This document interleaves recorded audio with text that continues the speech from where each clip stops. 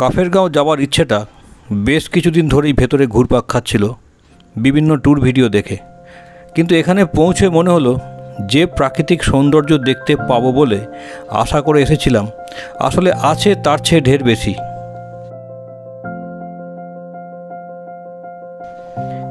যেমন কাফের হোমস্টের বাগান থেকে এমন কাঞ্চনজঙ্ঘার ভিউ,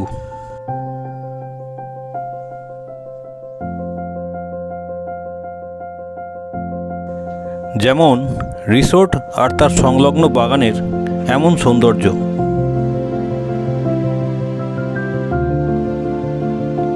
যেমন রিসোর্টের আশেপাশের রাস্তা ধরে গ্রামের এমন রূপ।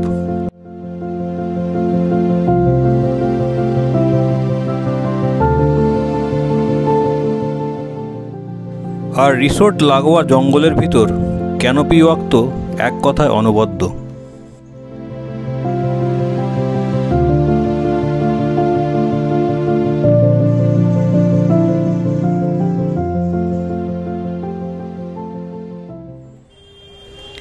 কয়েকজন অফিস কলিগদের সাথে বেরিয়ে পড়লাম কাফেরগাঁওয়ের পথে।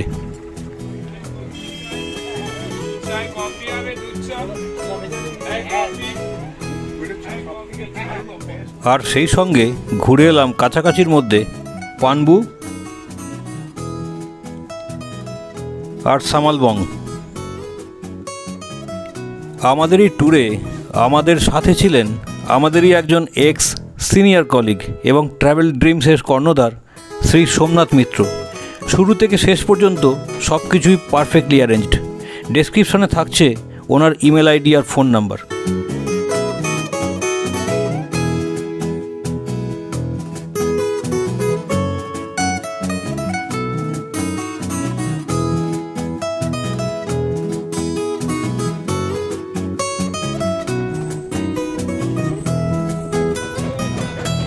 কাঞ্চনকন্যা এক্সপ্রেসে শিলিগুড়ি জংশন ছেড়ে এগিয়ে ছবির মতো চায়ের বাগান, নদী, জঙ্গল পার হয়ে পৌঁছে গেলাম নিউ মাল জংশন।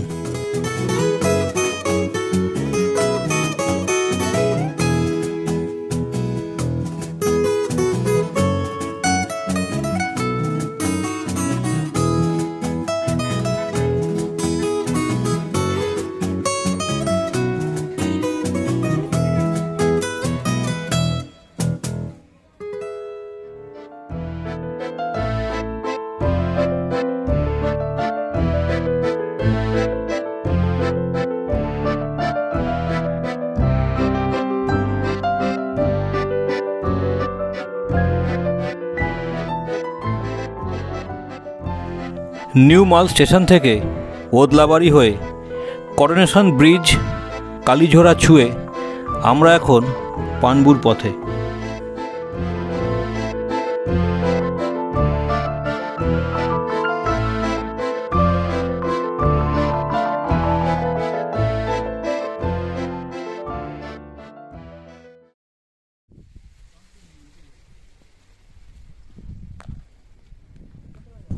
ঝকঝকে নীল আকাশ আর সাথে বরফ সাদা কাঞ্চনজঙ্ঘা দর্শন, এই জন্যই তো পানবু আসা।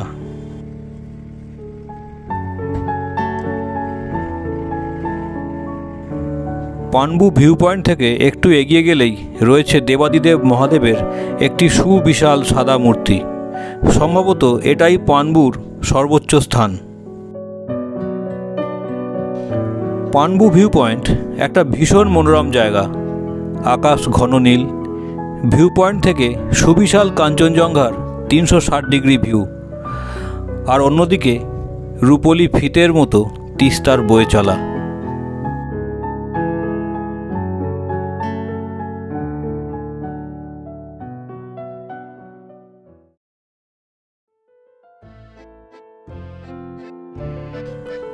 পানবু থেকে সামথারকে ছুঁয়ে এগিয়ে চললাম কাফেরগাঁওয়ের দিকে। রাস্তার ধারে চলে যাচ্ছে ছবির মতো সুন্দর এক একটা পাহাড়ি গ্রাম।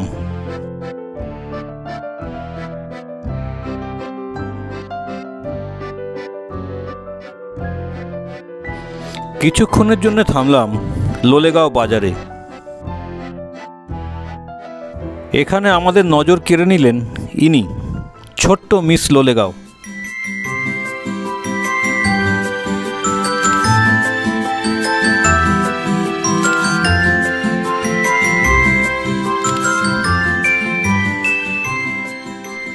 লোলেগাঁও 5500 ফুট উচ্চতায় সাইপ্রাস আর ধুপি গাছে ঘেরা ট্যুরিস্টদের অতি প্রিয় ও পরিচিত এক স্পট। লোলেগাঁও বাজার থেকে কাফেরগাঁও 2 কিলোমিটারের একটু বেশি, সময় লাগবে 10 মিনিটের মতো। আর মাল জাংশন থেকে লোলেগাঁও 100 কিলোমিটার, সময় লাগবে 3.5 ঘন্টার কাছাকাছি। সুতরাং লোলেগাঁও পৌঁছে গেলেই কাফেরগাঁও এখান থেকে একদম কাছেই। লাভা থেকে কাফেরগাঁও 60 কিলোমিটার আর কালিম্পং থেকে মাত্র 45 কিলোমিটার। না, আর কোথাও থামা নয়, এবার সোজা আমাদের গন্তব্য কাফের হোমস্টে। এখনই প্রায় দুপুর 1:30 বাজে, সবার বেশ খিদেও পেয়েছে। লোলেগাঁওয়ের সুন্দর জঙ্গল পার হয়ে লোয়ার কাফেরগাঁও হয়ে অবশেষে পৌঁছলাম কাফের হোমস্টে।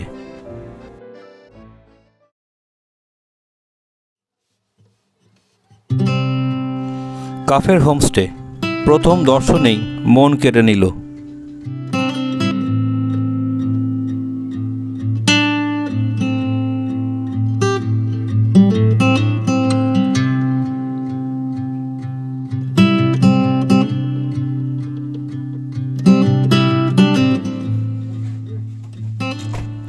হোমস্টের কর্ণধার সুনীলজি আজ অনুপস্থিত। তার পরিবারের আতিথেয়তায় আমরা এগিয়ে চললাম আমাদের নির্দিষ্ট ঘরের দিকে।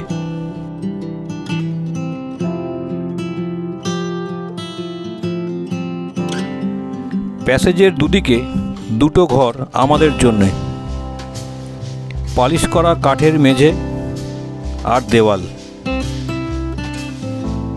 ঘরের জানলা থেকে সোজা কাঞ্চনজঙ্ঘা ভিউ।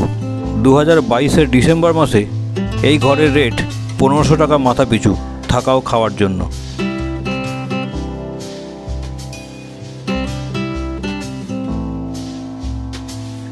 চোখের সামনে কাঞ্চনজঙ্ঘা, নীল আকাশ, মরশুমি ফুলের গাছে সাজানো একটা পরিচ্ছন্ন হোমস্টে। এত সুন্দরভাবে সাজানো রিসোর্ট খুব কমই দেখা যায়, তাই এখনই একবার চারদিকটা ঘুরে দেখার ইচ্ছাটাকে দমিয়ে রাখতে পারলাম না।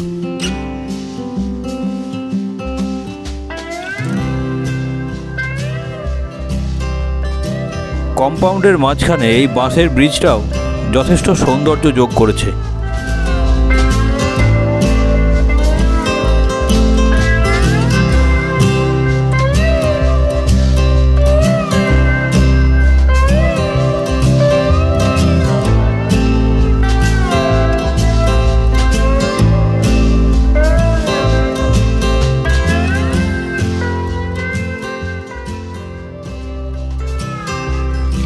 সৌন্দর্যের ঘোরটা কাটতেই একটু ফ্রেশ হয়ে গেলাম ডাইনিং রুমে। এখানকার ডেকোরেশনও যথেষ্ট সুন্দর, নজর কাটতে বাধ্য। আর সব কিছু দেখলে রুচির প্রশংসা করতেই হয়।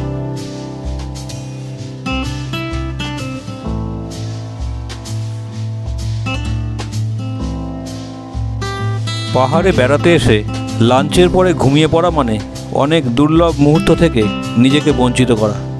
তাই বেরিয়ে পড়লাম রিসর্টের লাগোয়া জঙ্গলে একটু হেঁটে আসার জন্যে। এরকম সুযোগ আমরা সাধারণত হাতছাড়া করি না।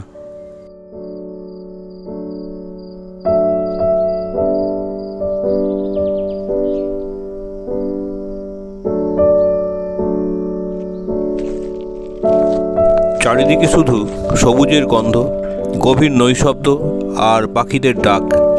ঘাসের মধ্যে আমাদের পায়ে চলার শব্দ।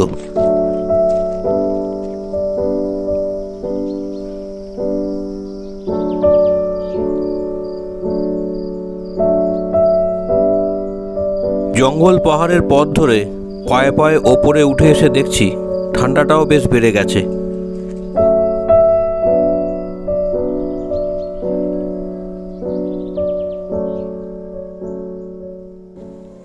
জঙ্গলে হাঁটতে হাঁটতে গাছপালার ফাঁক ফোকর দিয়ে কাঞ্চনজঙ্ঘা দেখতে পাওয়া যাচ্ছিল।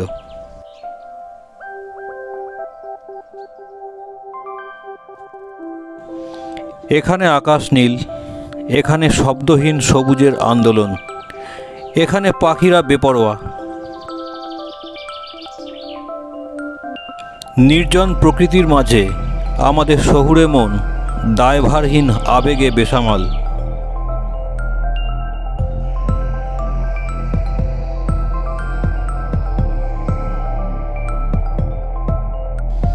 কোথা দিয়ে যেন সময় কেটে যায় বন্ধুদের সঙ্গে চলতে চলতে।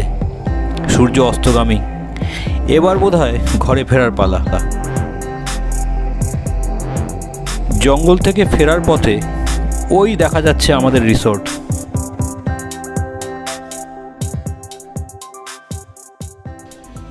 যেটুকু আলো এখনো আছে, রিসোর্টের চারপাশটা ঘুরে আসা যায়।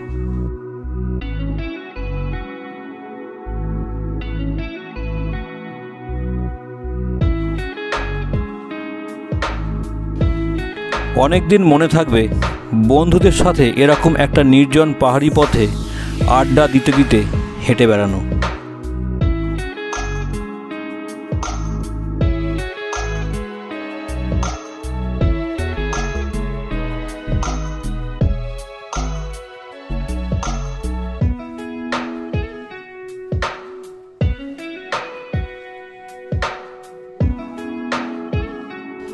এবারে সত্যিই অন্ধকার হয়ে আসছে। অবশেষে রিসর্টে ফিরে আসা।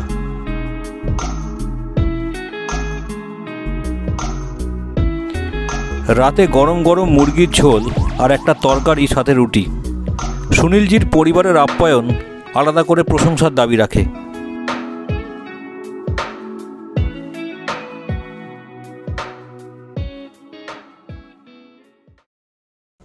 পরের দিন সকালে ঘুম থেকে উঠে বাইরে আসতেই দেখি একেবারে ঝকঝকে কাঞ্চনজঙ্ঘা।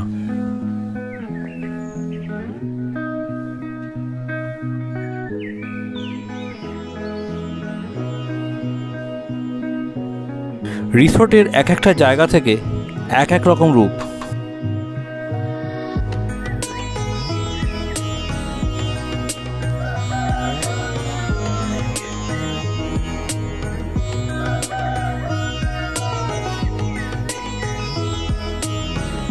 ভোরের কাফের গাঁও ধীরে ধীরে আড়মোড়া ভেঙে পাখির ডাকে জেগে উঠছে।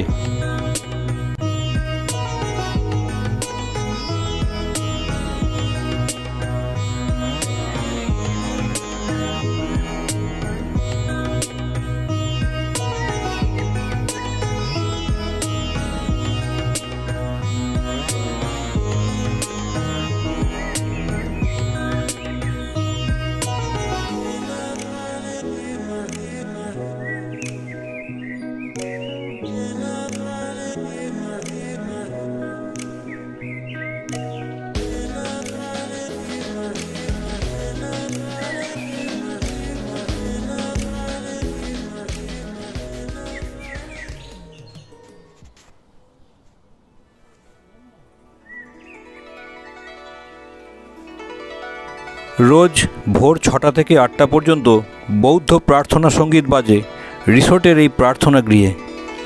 চলুন একটু ভিতর থেকে ঘুরে আসি।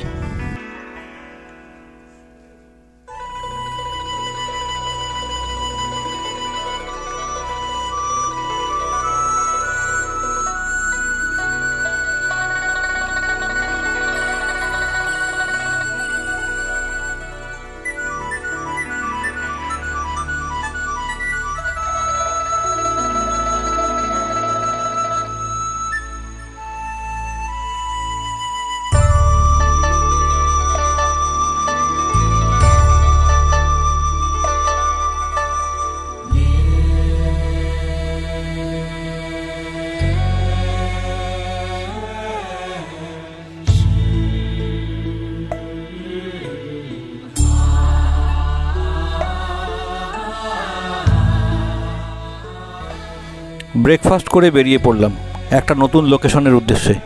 চলেছি সামালবং। রিসোর্ট থেকে বেরিয়ে গ্রামের ভিতর দিয়ে যেতে যেতে কাফের গাঁওয়ের সৌন্দর্য দেখে মুগ্ধ হয়ে গেলাম। উত্তরবঙ্গের অনেক জায়গাতেই ঘুরে বেরিয়েছি, কিন্তু খুব কমই দেখতে পেয়েছি এমন একটা ভ্যালির মধ্যে সাজানো ছোট্ট পাহাড়ি একটা গ্রাম।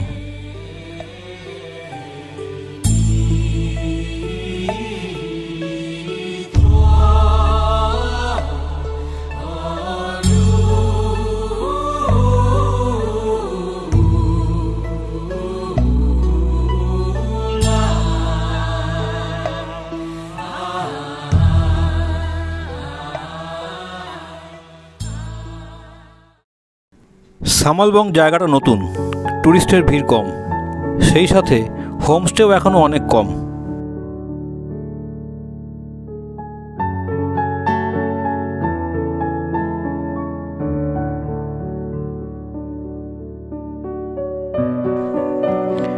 ডান দিকে খাদের কিনারাতেই ভিউ পয়েন্ট। চলুন ভিউ পয়েন্টের দিক থেকেই একটু ঘুরে আসি।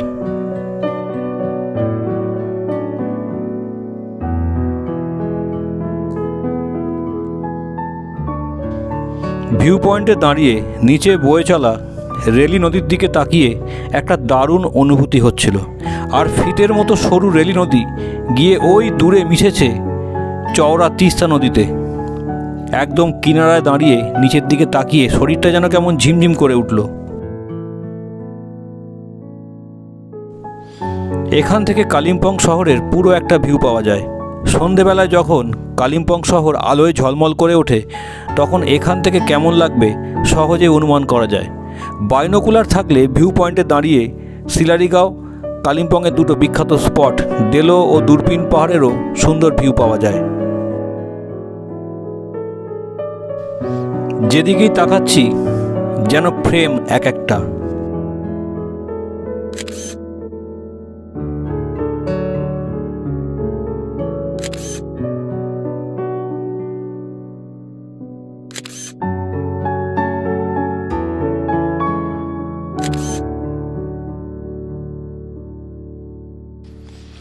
এবার সামালবং থেকে ফিরে চলা কাফেরগাঁও রিসোর্টের দিকে। এত সুন্দর জায়গা ছেড়ে যেন যেতেই ইচ্ছে করছে না।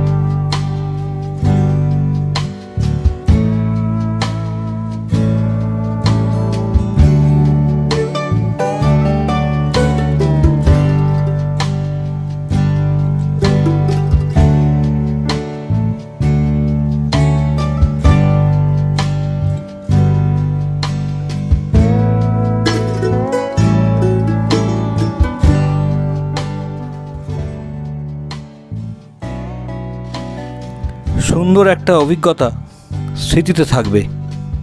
বাগান ভর্তি রংবাহারি ফুলগুলো, সবুজ গাছপালায় ঘেরা এই সুন্দর রিসোর্ট, আর এই নীল আকাশটা রেখে গেলাম তোমরা যারা আমাদের পরে এখানে আসবে তাদের জন্য।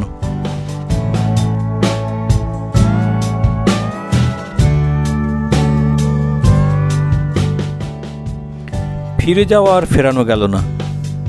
ডাল ভাত আলু ভাজা আর ডিমের ঝোল দিয়ে লাঞ্চ করে বেরিয়ে পড়লাম এনজেপির উদ্দেশ্যে।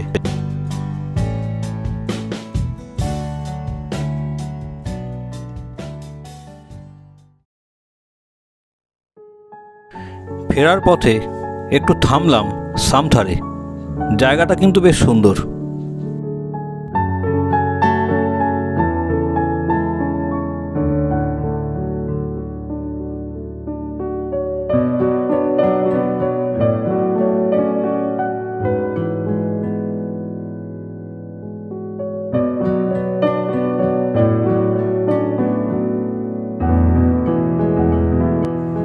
খাদের ধারে একটা আদর্শ বসার জায়গা।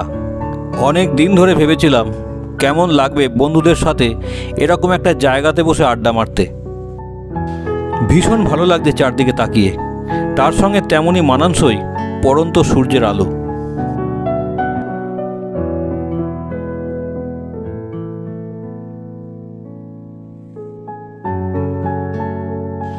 একটু পরেই পৌঁছে যাব এনজেপি স্টেশনে। ফেলে এলাম ছোট্ট সুন্দর সাজানো একটা গ্রাম কাফেরগাঁওকে। সেজেগুজে অধীর আগ্রহে আপনাদের অপেক্ষায় রয়েছে আপনাদের প্রশংসা পাওয়ার জন্য। নমস্কার, ভালো থাকবেন।